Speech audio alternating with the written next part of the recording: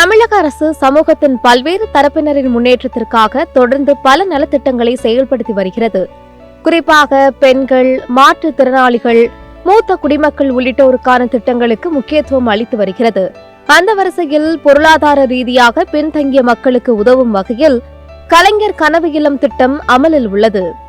இந்த திட்டத்தின் மூலம் கிராமப்புறங்களில் குடிசை வீடுகளில் வசித்து வரும் ஏழை குடும்பங்களுக்கு கான்கிரீட் கூரையுடன் கூடிய புதிய வீடுகள் கட்டி வழங்கப்படுகின்றன.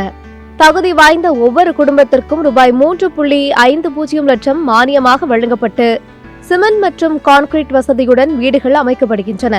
இதனால் பல ஆயிரக்கணக்கான குடும்பங்கள் நேரடியாக பயன்பெற்று வருகின்றன.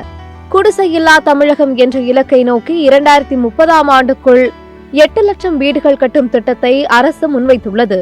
இதில் ஏற்கனவே 2 லட்சம் வீடுகளுக்கு ஒப்புதல் வழங்கப்பட்டுள்ள நிலையில் கூடுதலாக மேலும் 1 லட்சம் வீடுகள் கட்ட தீர்மானிக்கப்பட்டுள்ளது. இதற்காக ரூபாய் 3500 கோடி நிதி ஒதுக்கி அரசாணை வெளியிடப்பட்டுள்ளது. இந்த திட்டத்தில் பயன்பெற விண்ணப்பதாரர் கிராமப்புறத்தில் குடிசை வீட்டில் வசிப்பவராக இருக்க வேண்டும். மேலும் குறைந்தது 360 சதுர அடியளவு சொந்த நிலமும் அதற்கான செல்லுபடியாகும் பட்டாவும் இருக்க வேண்டும். நிலத்தை வாடகை மற்றும் குத்தகைக்கு விட்டிருந்தால் அல்லது வணிக பயன்பாடு மற்றும் கால்நடை தங்குமிடமாக பயன்படுத்தப்பட்டால் இந்த திட்டத்தின் கீழ் வீடு பெற தகுதி கிடையாது.